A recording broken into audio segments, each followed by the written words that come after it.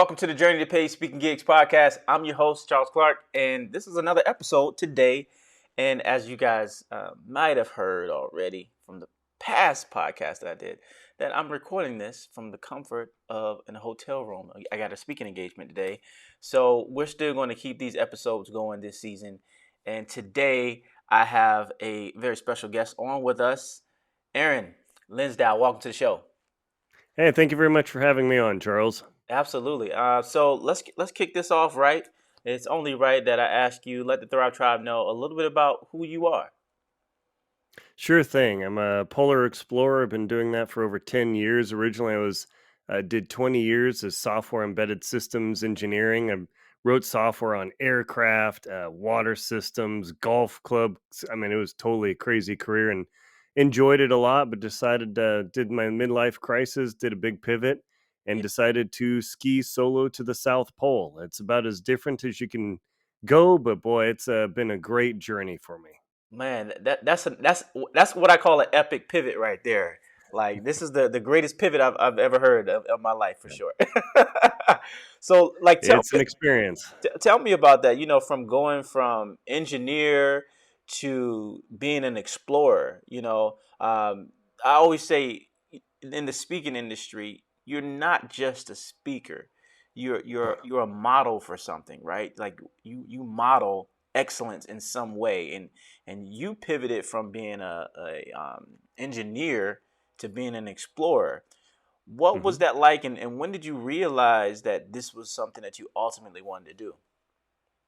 As I was going along in my life, I've always enjoyed the challenge of overcoming adversity and figuring out problems. I mean, engineering, you spend umpteen years in school, bachelor's degree, master's degree, always figuring out the next problem, always figuring out the next challenge.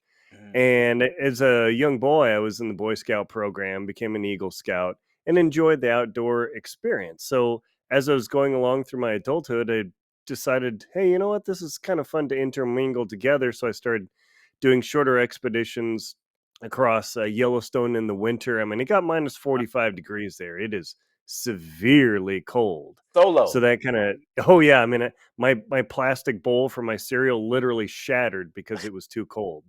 It broke like glass. It was unreal. And so that was my first experience. And then I got the chance to trek across the Greenland tundra, about 100 miles or 160 kilometers. And just being out there by myself, exposed to the elements with no communication from start to finish, that was my big sampler to international expeditioning. And it was quite the epic. I mean, I was crossing a river, completely fell in, dunked my boots. I mean, oh my gosh, it was quite the drama, but that gave me the taste of, hey, you know what? This is really enjoyable. And I was looking to make a career change. Mhm. And so I decided to ski to the South Pole. I had always wanted to go to Antarctica. Yeah. In like early 2000s, there was an article in National Geographic, and they showed the interior of Antarctica. And as a little boy, I was like Star Wars and Star Trek, shows like that. And I was like, oh, do you remember that planet Hoth, that ice planet? And I thought, I always wanted to go there. And when I saw those pictures of Antarctica, I realized that is an alien planet on Earth and I can go there. I didn't know how I was going to get there, how I was going to finance it or do anything, but Yeah. I decided to roll with it. And come 2012, I was packing up, paying the big bucks, kind of closing down my life and headed for the South Pole. So that's what got me started on the journey. Wow. You went from suit, industry suit to from Yeah, literally outfit, this. yeah. staying warm, man. That's pretty phenomenal. And so here's the question. Like when did you know that, and I can use this story to help even further my career within Ooh. speaking? So that actually took a while. I have to say, I did the classic, I would say, mistake, if you will, of completely leaving my career, putting in my notice, and boom, gone. I'm going to train, go to the South Pole, and in, I don't know, whatever it is, 8 or 9 months, there I was in Antarctica. Now, transitioning to becoming a speaker and an author and building my own business, That was a longer process because I will honestly admit I didn't have a vision of what to do. I knew I wanted a huge change, but Yeah. I didn't say, hey, I'm going to ski the South Pole and transition this to a complete speaking career, becoming an author, and all these things. That was a longer process because honestly, once I did this and I decided not to go back to engineering, it was like graduating high school again. People always ask you, hey, so what are you going to do? Like, I don't know, man. Yeah. Yeah. And it took till about from when I reached the South Pole in 2013, another year and a half. People kept telling me, hey, you got to write a book about your experience. You've got the world record for the longest solo expedition to the South Pole, surviving 81 days. Wow. And I mean, nobody's ever gone that long. That record, I will confidently say, will not be broken because you just can't be out there long enough. You just can't do it, Not like, man. yeah, I mean, not like track and field like you, man, where you're bombing it out. I've got like the slowest possible time, and he still crossed the finish line. Wow. Wow. So it makes it unreal. And people kept telling me, hey, you got to write a book. You got to do something about this. So I ground it out and finally wrote my book, Antarctic Tears. Yeah. Got that guy out. Come I on. was, That's what I'm talking about. oh yeah, Yeah. that's literally me in Man. Antarctica. Let me tell you. Wow. And that allowed me to jumpstart my speaking career because I'd been in the news multiple times in San Diego on TV, in the newspaper, in Jackson Hole where I was training.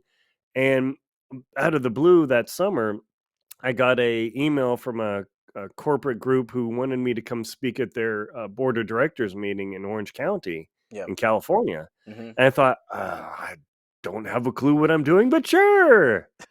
And then I realized, hey, wait a minute. This is financially viable. I had no idea. Yeah. Yeah, I mean, just serendipity, if you will.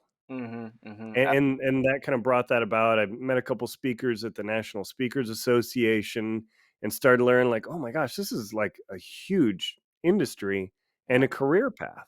Yeah. And so I wouldn't say it's all by mistake. I mean, man, blessings come from on a high, Yeah. and it got me started. It's been a long road, but I've been enjoying the experience. Wow. Wow. So, that transition from explorer, that's still what you do. That's your Yeah, passion. I was just on Denali, trying to climb that bad boy a couple weeks ago, enjoying a 3-day storm, trapped in my tent. Nobody can move on the mountain.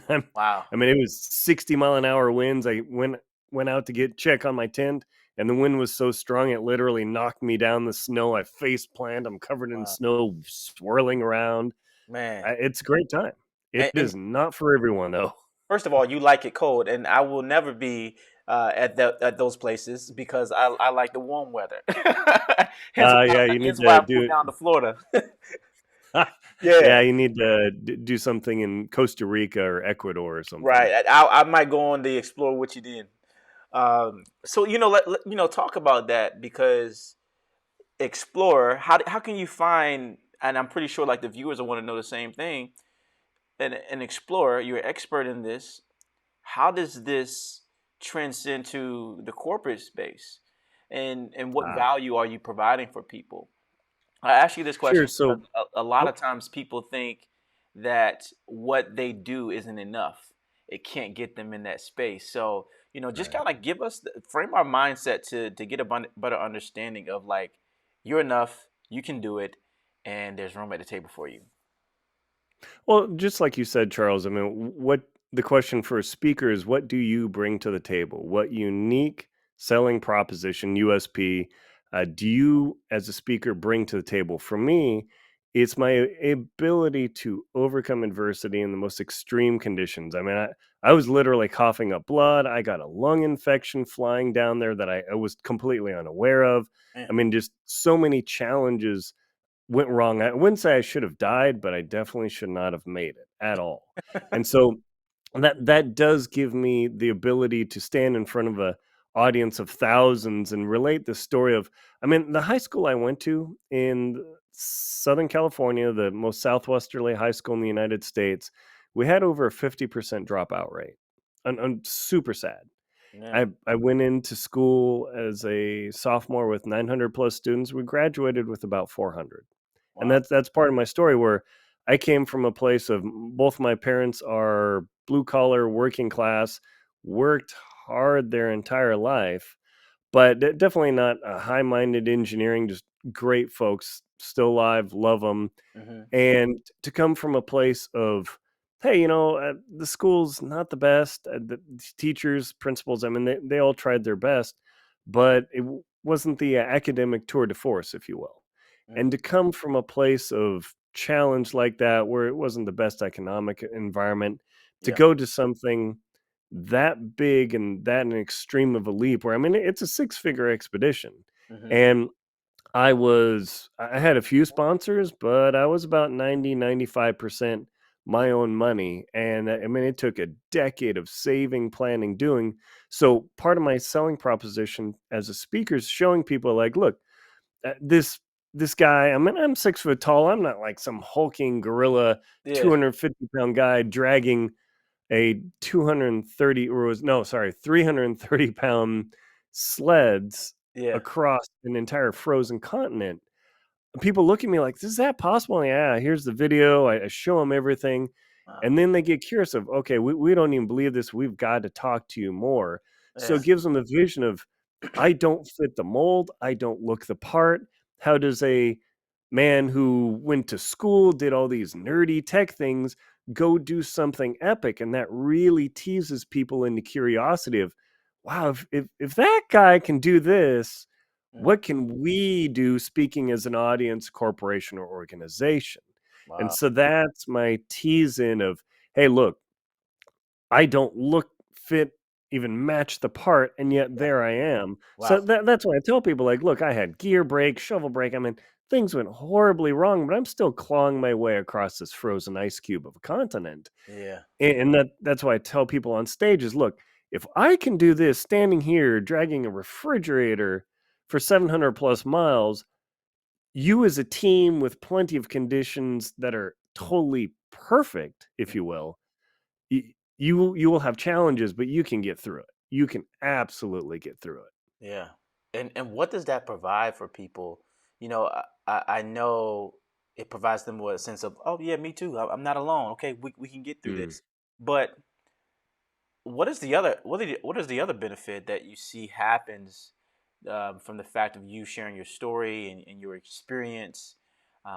What transformation happens with the audience?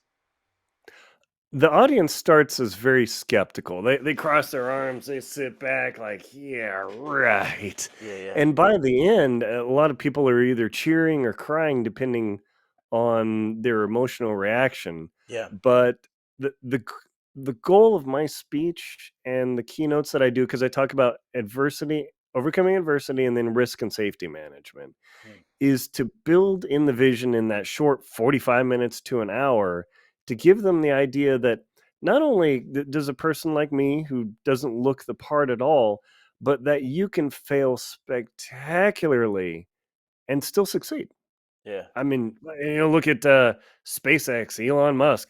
How many rockets did they blow up? And now all of a sudden they're like flying, Flying people flying in the air. people to the space station in Yeah. a very short while.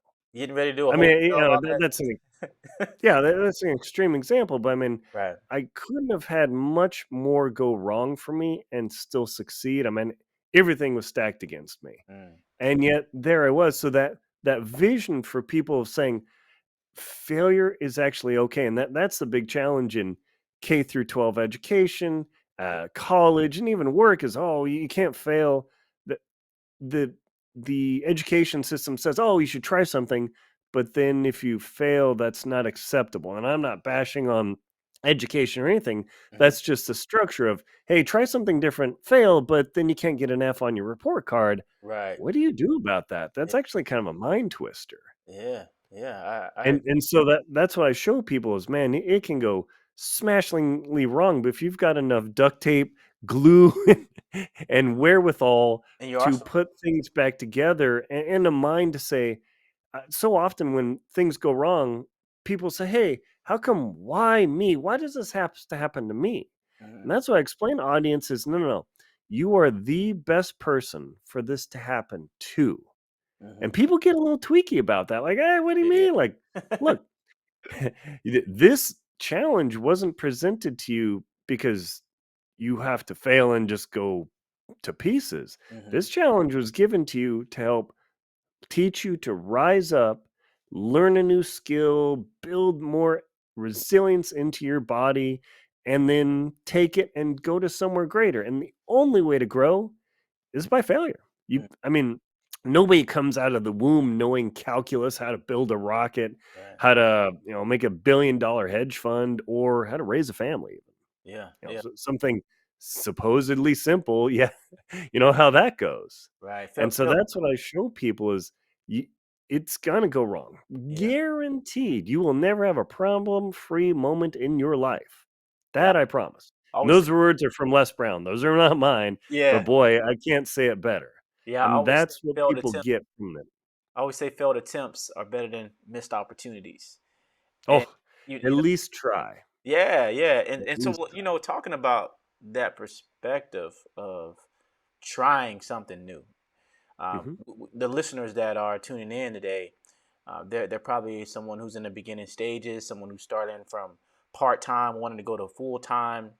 mhm. What would you tell them in that realm of pushing to try to something and failing at it or sucking at it to succeed at it later? What would you tell Be prepared to fail a lot. Be prepared for huge amounts of rejection, and that is perfectly normal. Pick your lane. Whatever you want to talk about as a speaker, don't say, "Hey, I can talk about leadership, development, whatever." Wasting your time. I've tried a lot, and it finally came down to overcoming adversity. So I'm not the right guy for a lot of audiences, Yeah, yeah. but I have been invited to speak at a lot of industry events that are going through a lot of challenges: publishing, printing, mining, all sorts of things. Where boy, they're or energy industry, they've had a lot of tough times. Yeah. So I'm actually the best guy to say, hey, look, it's going like crazy chaotic on you, but there is a path forward and you will figure it out.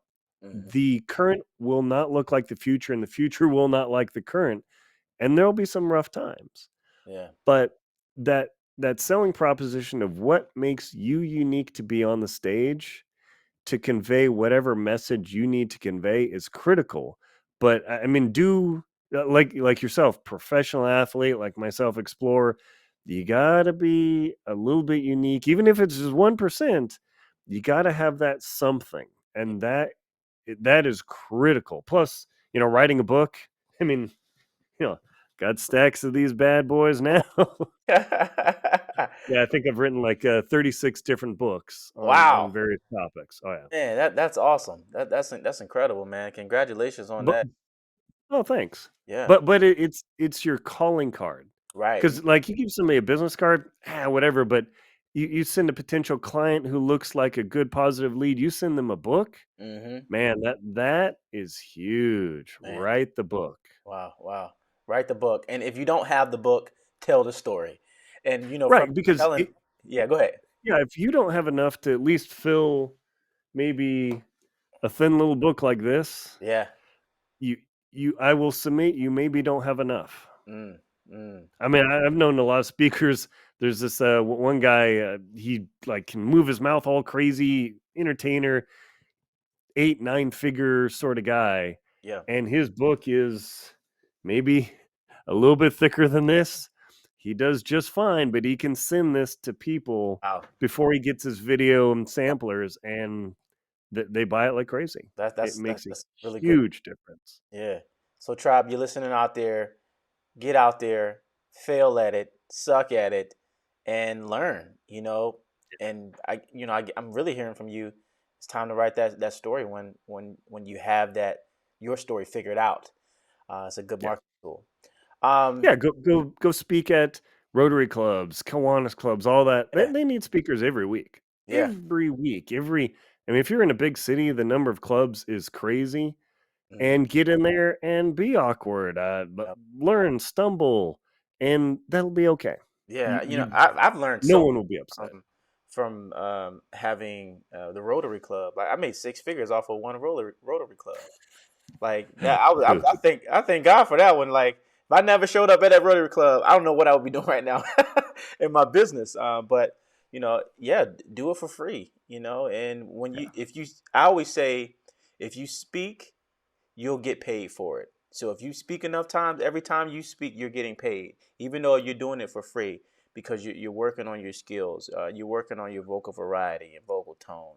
You're Mhm. building your network and really getting the referrals that you need and the reviews. All those things are working for you, even if you're not getting paid to do it. So Yeah, yeah, one caveat I would say is I've had requests from $45 billion companies to come speak for either free or let's just say an honorarium for a mhm. fee, and I've turned those down because once you do that, then you get referrals and people say, "Oh yeah, hey, I'm gonna call XYZ Corp and talk to them. Did you like them?" Then they're gonna ask, "Oh, how much did you pay?" How are you gonna overcome that? So you gotta be careful. Yeah, Companies will always look to save a dollar, and you right. don't want to sacrifice yourself. I'm sure you've experienced that. Of course, and I think like it's like that balance between that. Like if you're starting out, or let's just say you're where I am, which I've Mhm, been speaking for 10 plus years, mhm, and there's a company that I really wanted to speak to. I really want to speak to. Let's just say, for example, Amazon, right? Um, but they don't have a budget.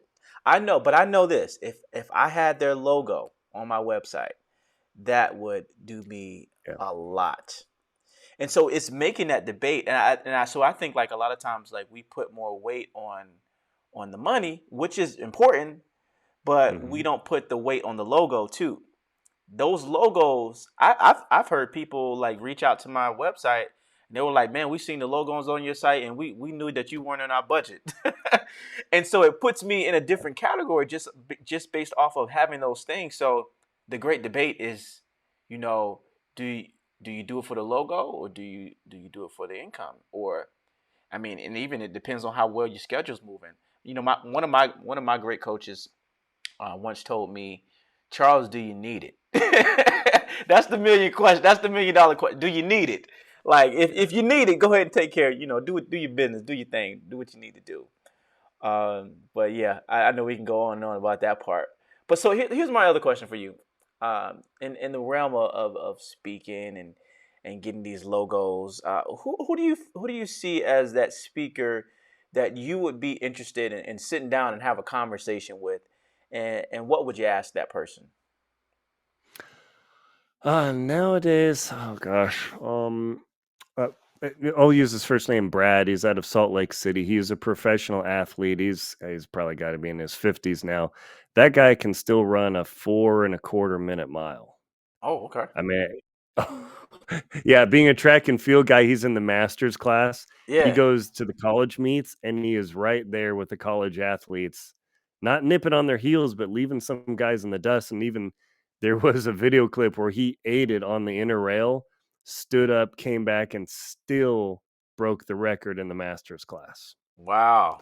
Yeah, I mean, he's same sort of thing, athlete sort of perspective, and actually does magic on stage. So it's an Okay. interesting combo of entertainment, education, and inspiration. Because as a speaker, ultimately, I, Yeah. I like that combo of, hey, this is crazy. Because I mean, I literally put on my hood, I put on my goggles. I mean, I get up there, I literally eat butter on the stage. So I'm like Darth Vader up there Right. doing my thing, and then Wow. I do that, and people are like, "Oh, that guy doesn't take himself seriously. It breaks the ice." But I literally have part of my contract is you need to provide me a stick of butter so I can do part of my speech, and I take that Mm. butter and I literally take a couple chomps out of that. Wow. Wow. Wow. And one of the keys is it generates an emotional reaction.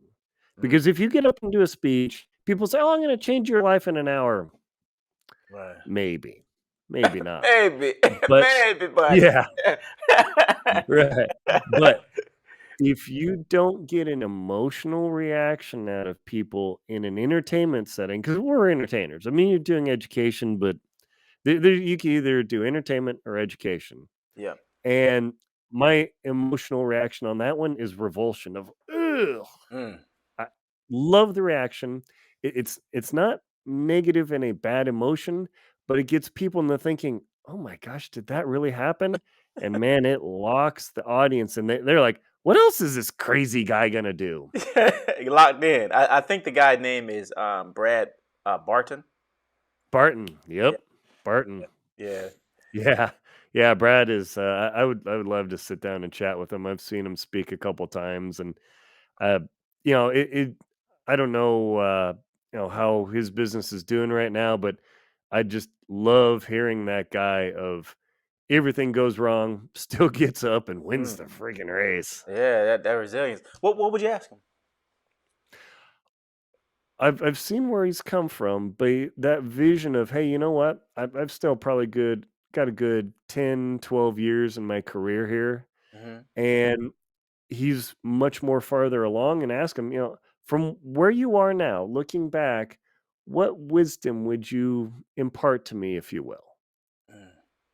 What vision of, hey, you're rolling your career for the next decade, Yeah. what would you do differently? What would you do the same?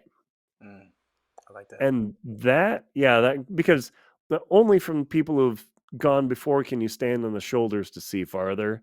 And being able to stand on his shoulders to get the vision of, oh, that would work so much better without me stumbling through the jungle would be really helpful.